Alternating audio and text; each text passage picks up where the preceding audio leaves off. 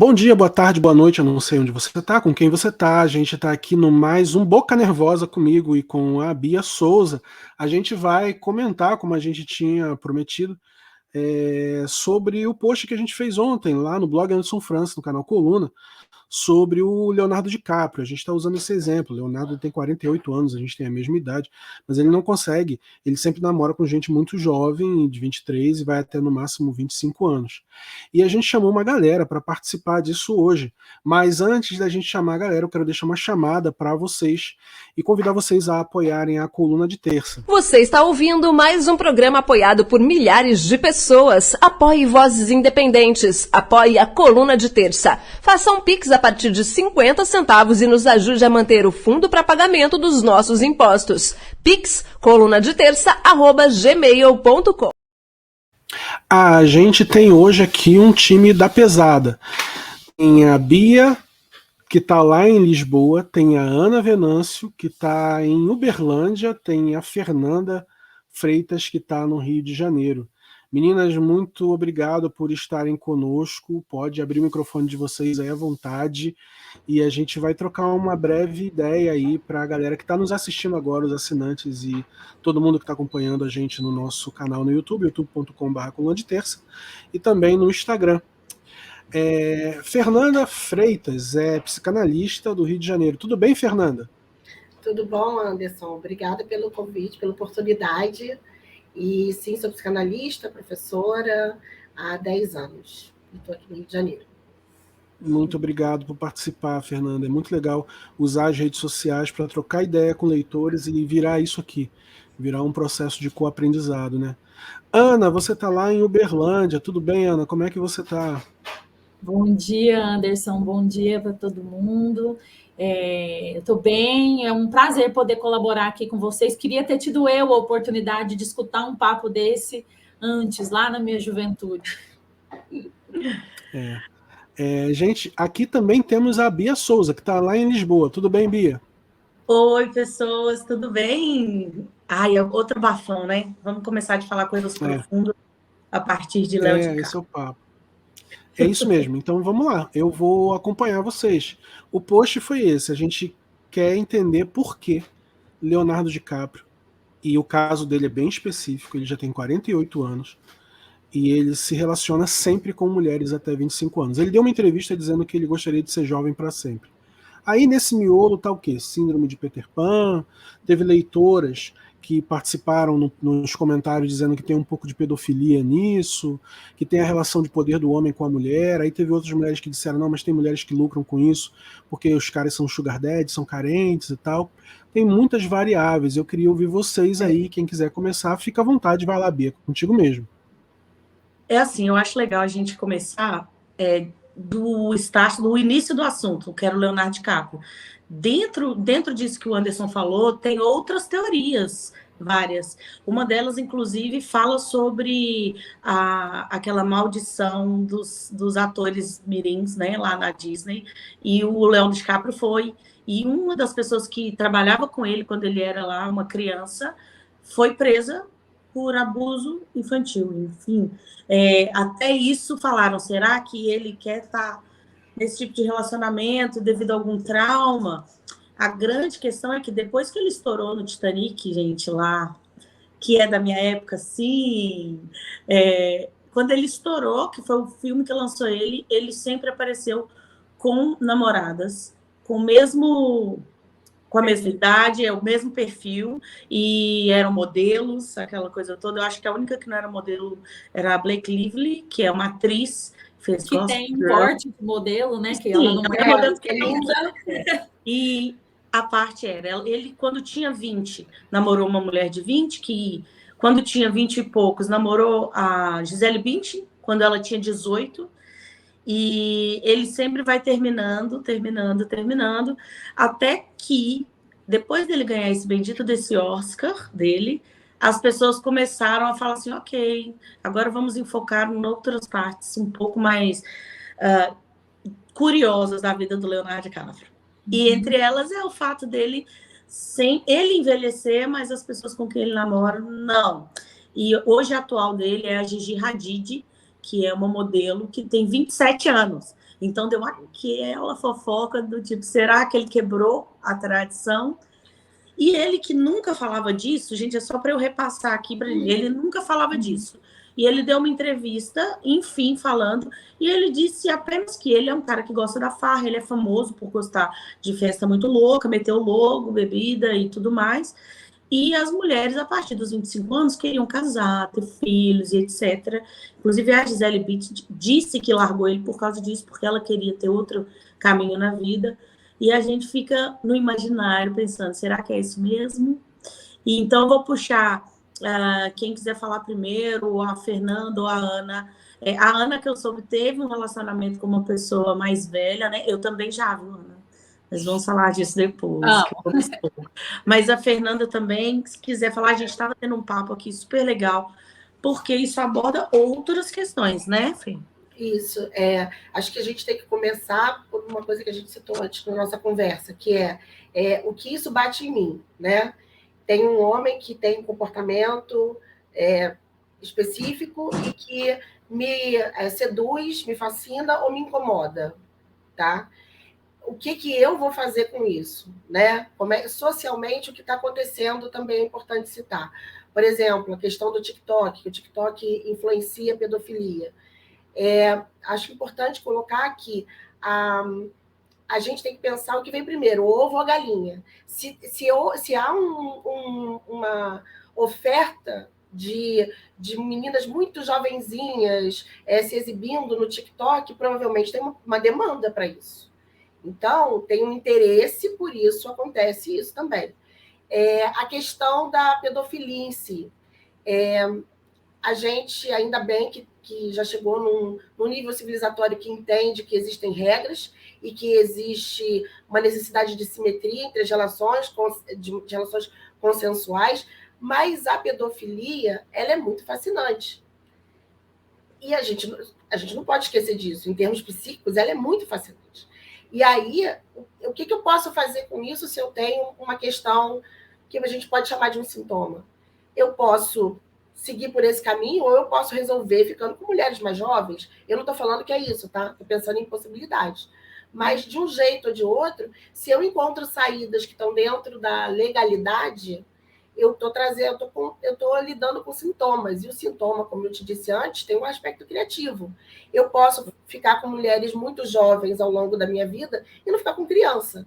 Ou eu posso ficar com mulheres muito jovens ao longo da vida e não sucumbir à depressão.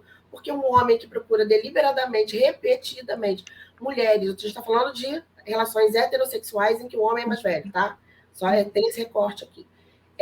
Se eu estou nesse comportamento enquanto homem, eu provavelmente não tive acesso a um olhar de função materna, de alguém que representou a minha mãe, ou maternagem, que me deu um olhar que me fez reconhecer que o amor está para além da beleza, que o amor está para além da juventude. E eu preciso me nutrir, quase um vampirinho. Mas, enfim, eu vou deixar a Ana falar, que eu já falei demais, mas, assim, mais ou menos é isso que eu penso para começar. Só para, como a Bia disse, só para a gente partir do mesmo lugar, eu também sou psicóloga, psicanalista e tive um relacionamento com uma pessoa bem mais velha que eu. Eu tinha 17 anos e ele tinha 45 anos. Antes de fazer psicologia, eu fiz jornalismo e ele era meu professor na faculdade de jornalismo. Então, além disso, a gente tinha essa relação, né, um pouco de autoridade ali e aluno. Eu achei muito interessante a gente falar um pouco do sintoma, porque, por exemplo, um homem, e eu percebo isso no meu antigo relacionamento, que é um homem, ele pode namorar uma mulher mais jovem, nesse sentido, para se nutrir, mas ele também pode namorar uma mulher da idade dele e ficar ficcionado em amigos muito jovens, né? Eu percebo isso muito nessa pessoa com quem eu namorei. Ele era casado por muito tempo, ele se separou dessa mulher e aí a gente começou a namorar. Mas além de me namorar, ele se fixou num grupo de amigos, para ele era importante o grupo de universitários, além de me namorar. Então, por exemplo, eu não gostava de sair para bares, como o Leonardo DiCaprio falou aí, mas eu tinha que sair, porque ele queria sair com esses amigos que iam para bares e bebiam muito. Então, eu tinha 17 e ele tinha 45, mas ele bebia infinitamente mais do que eu. Eu tinha que cuidar dele. Mas aí, Ana e Fê, só para a gente... eu e um monte de gente da coluna, nossos ouvintes, não são psicólogos. Quando vocês falam em sintomas, especificamente, vocês estão querendo dizer o quê? O que é sintoma nesse contexto? Sintoma a gente passa por diversas, e a gente não tem como fugir. Ao longo da vida, para crescer, a gente passa por diversas situações traumáticas. E, assim, tem traumas muito simples, que a gente não considera trauma, tipo, o desmame e o desfraude são super traumáticos. Mas isso faz a gente crescer. Ele constitui você. A gente pode passar por outras situações que são traumáticas, mas que não trazem, não agregam valor para mim, não me amadurecem. E aí você mesmo citou a questão de jovens atores, crianças, começaram a trabalhar muito cedo, estão muito expostas, a gente não sabe o que essas pessoas foram expostas, a gente não sabe que valores foram colocados, e quanto isso foi traumático. Então, assim, e isso pode ser, no caso de um ator mirim, pode ser alguém que foi criado de uma maneira específica. Agora, o sintoma, ele não é só uma doença. O sintoma, ele, como a gente tinha falado antes, ele tem um valor criativo. Eu posso usar o sintoma para continuar sobrevivendo, e aí eu tenho algo... Porque todos nós temos sintomas. Eu roo a unha, eu balanço a perna. Eu brinco, Fernanda, eu brinco, talvez você concorde ou não, que o sintoma é aquilo que vai dando notícia para a gente, de alguma coisa. Isso. Diferente da medicina, né, que vai tratar o sintoma para aniquilar o sintoma, na psicologia a gente valoriza muito o sintoma porque é aquilo que vai dando notícia daquela pessoa para nós. Que vai comunicar o que ajudando ela a falar sobre si, o que ela não sabe sobre si mesma. E você é perigoso?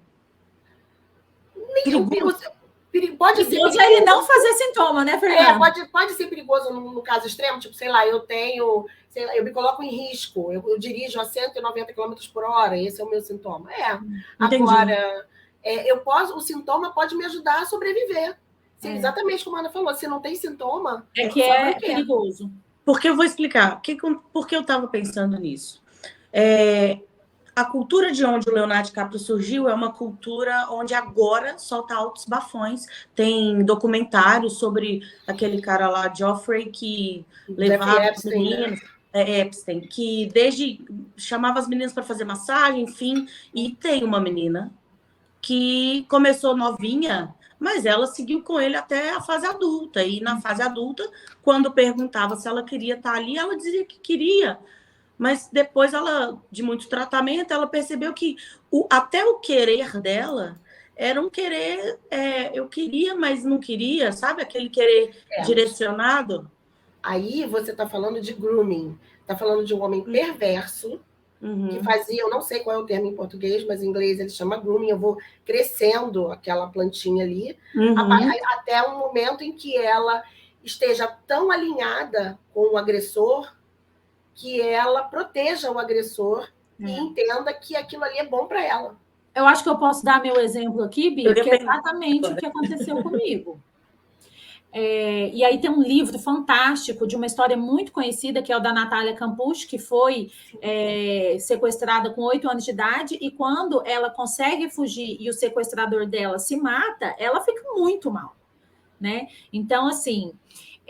vamos pensar, eu tinha 17 anos, tinha acabado de entrar na faculdade, e aí esse professor meu era um gênio, doutor, pós-doutor, né?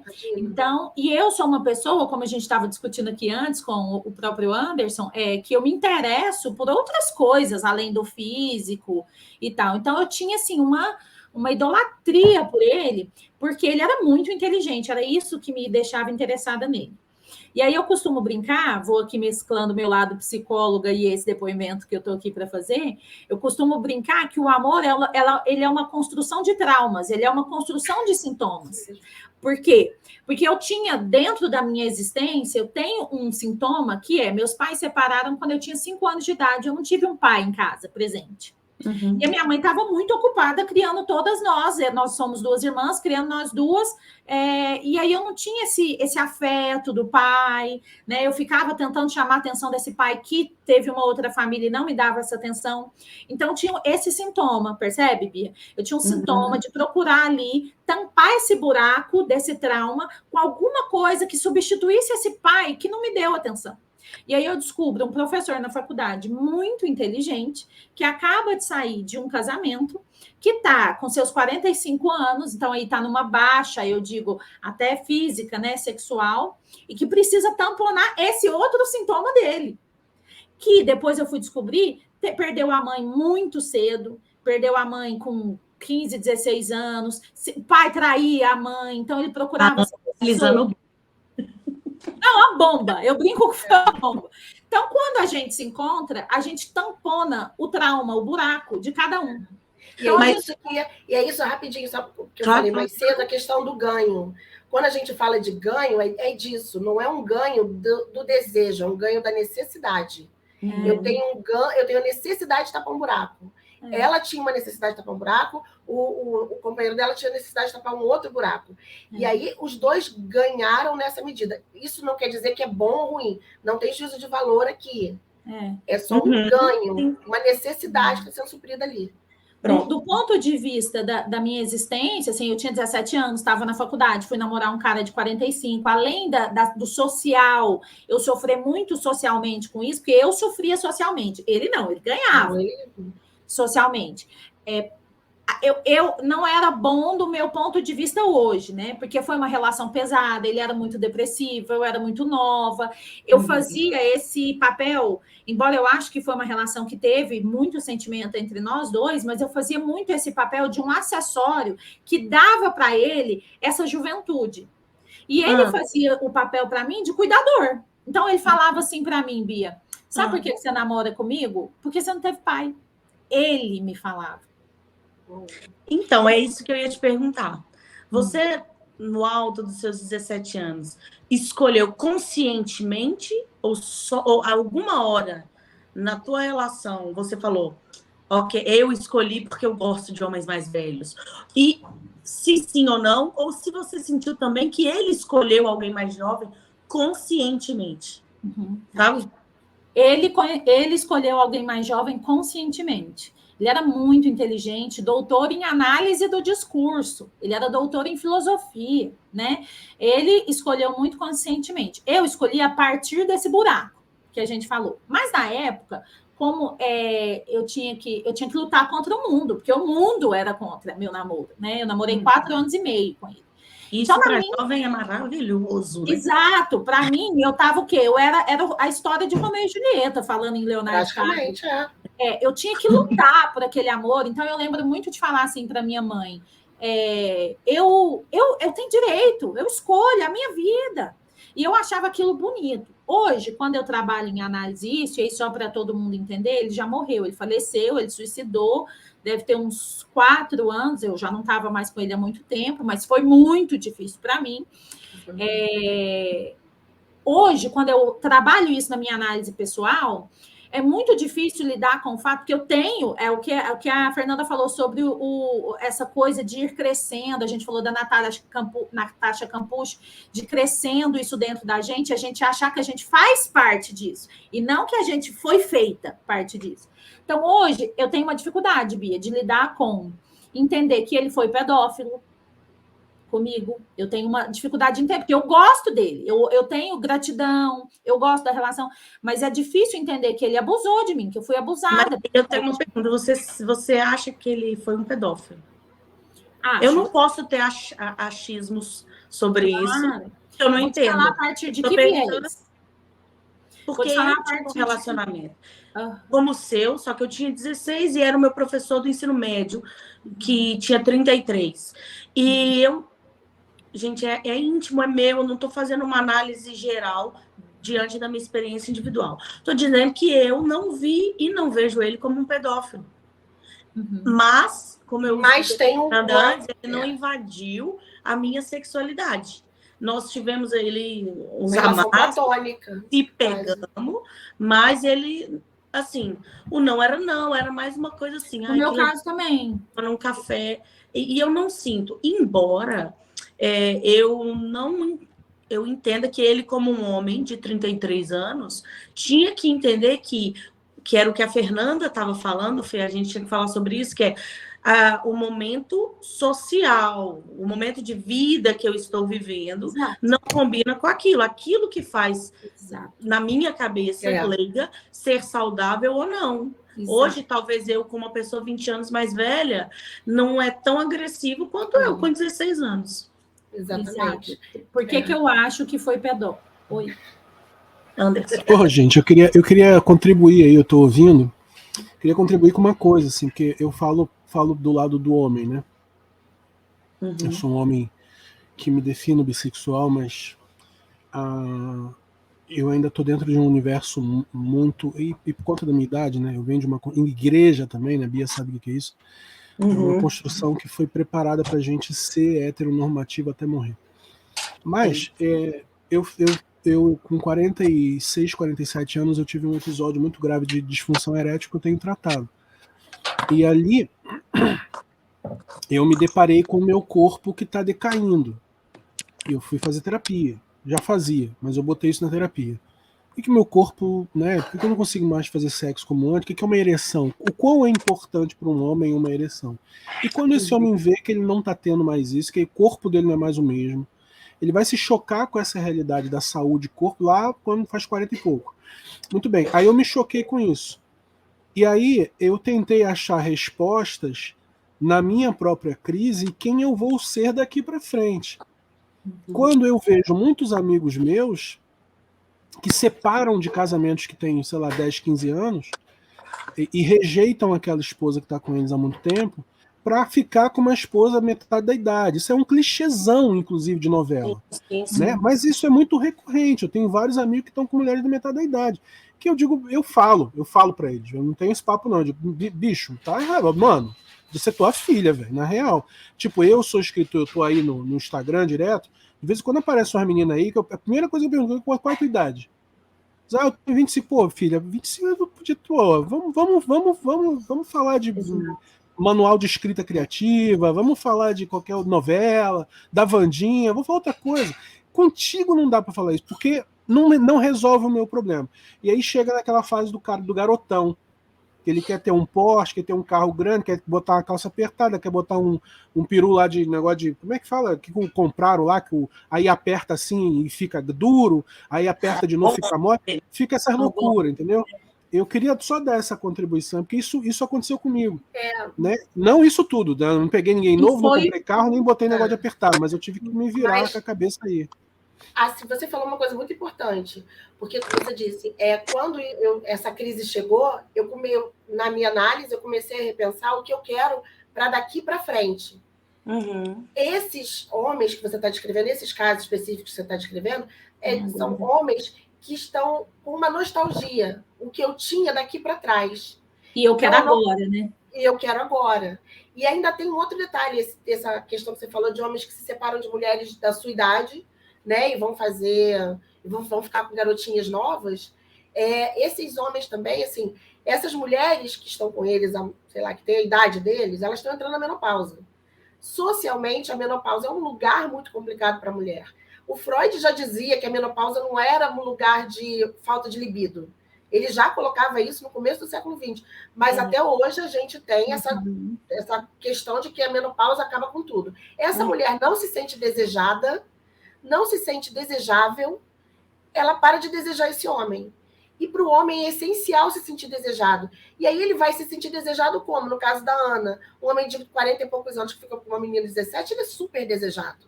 Então está tudo resolvido. Aí...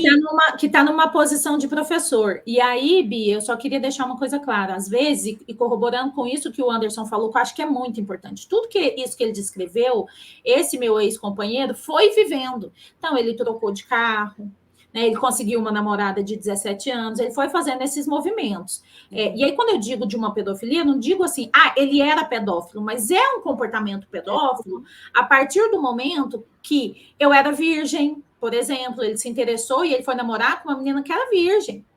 Então, assim, o sexo era de um outro lugar, porque como o Anderson disse, ele já estava num momento de declínio. Como eu não conhecia o sexo, ele me ensinava o jeito que tinha que ser, porque era o jeito que agradava a ele. O jeito que era possível para ele. que é possível. Agora, Então, por exemplo, com 45 anos, ele não queria fazer preliminares. Então, como que eu aprendi a transar? Eu aprendi a transar assim, ó. Você vai lá e vai.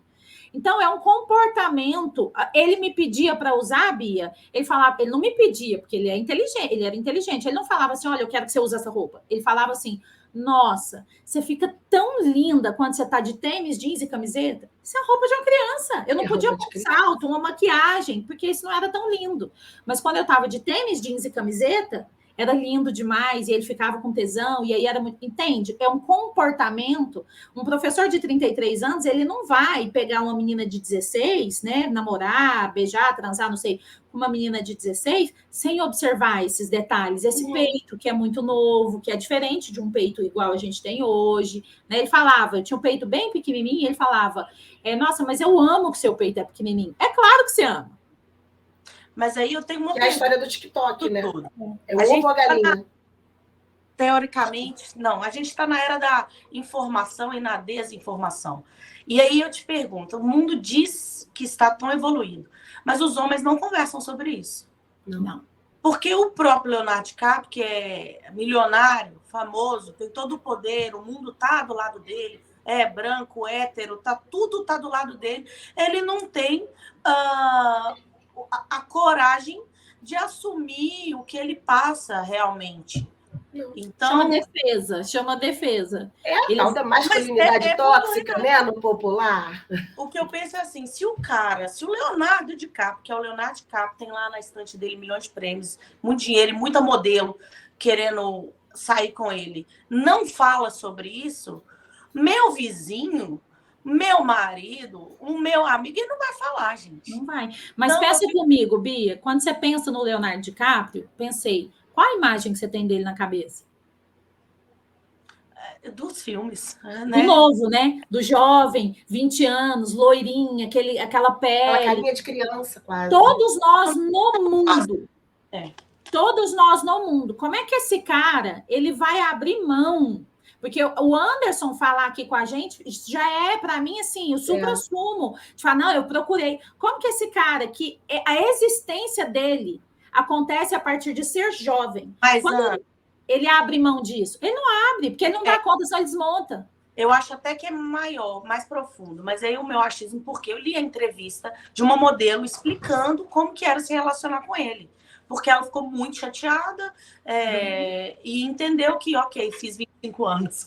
E ela disse que ele pode tentar ser o jovem através dos relacionamentos, mas ele não é, porque na hora deles se transarem, ele não parava de fumar e estava ouvindo música eletrônica. Então, tipo, ele não fazia esforço nenhum. Era ela lá fazer o serviço.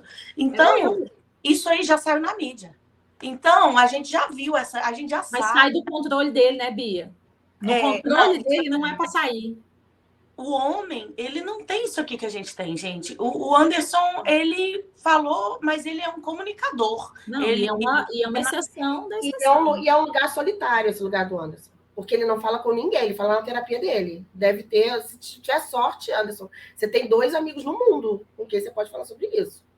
Então, e eu fiz assim, gente, eu falei para a Fê e Ana, só para a gente entrar nesse caminho aqui, olha, eu fiz umas enquetes lá no meu Instagram, com o post da coluna, e eu coloquei coisas que, na minha cabeça, eu perguntaria para vocês, ou para o mundo, ou numa roda de debate, porque lá o meu perfil é bem dividido, 50% mulher, 50% homem. Então, eu coloquei se o amor tinha idade. Porque legalmente a autorização para o relacionamento tem. Mas 60% disse que não. Perguntei se a idade era uma questão nos casais homoafetivos. Porque aqui a gente está no padrão heteronormativo. É um recorte. Mas o Anderson, eu não somos heteronormativos, eu não sei vocês, mas enfim, dentro disso, 80% diz que não, sabe? E falei assim, ó, você já pegou pessoa muito mais velha? 90% sim, a maioria era mulher. E se você já pegou pessoa muito mais nova, 60% que diz que sim, 40% não. E se existia limite na idade das relações, e 35% diz que sim, 65% não. E a última pergunta foi, acima de 16 anos, você sabe escolher uma relação? Me digam coisas sobre isso. Começa, Fê. Você não sabe. Peraí. Você não sabe, porque você está se formando ainda, você está passando pela adolescência, você ainda não sabe nem quem é no mundo. Pouquíssimos anos atrás você era uma criança, você está numa fase em que você é muito jovem dentro de casa para fazer certas coisas, é muito velho para fazer outras, você está saindo espera-se que você esteja saindo do ensino médio pensando que você vai fazer o resto da sua vida. Você não tem idade para decidir nada. Mas você acha muito, né, Fê? Que tem. Sim. E você acha que tem, mas é bom que ache. É até bom que ache, porque a gente vai experimentando. Pior é se não experimentasse. Né? Mas o Freud já falava que a gente sobrevive à adolescência.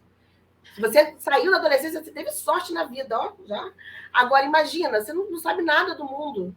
Então, o ideal é que você se relacione com pessoas da sua idade, que tenham as mesmas dúvidas, que tenham as mesmas questões, para que você possa ser inteira. Porque uma relação como que a Ana descreve, eu fico pensando em quantas vezes você não pode ser você.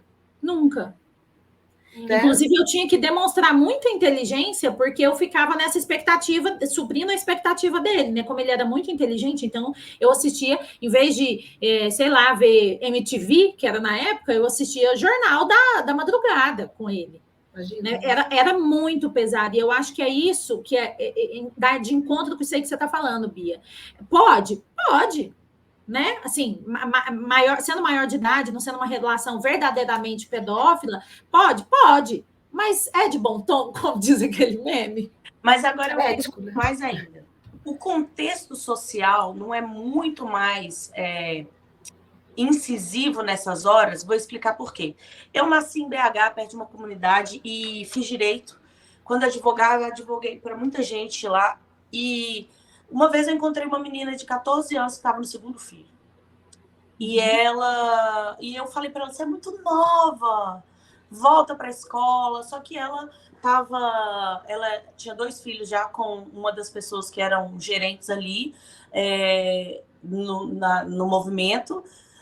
E ela disse assim, na tua época, gente, eu era uma menina advogada de 25 anos. Na tua época era a tua época, doutora. Agora é a minha época, porque ele me dá coisas. Ele era muito mais velho, na medida do possível, né? Ela tinha 14, acho que ele tinha lá pelos 25.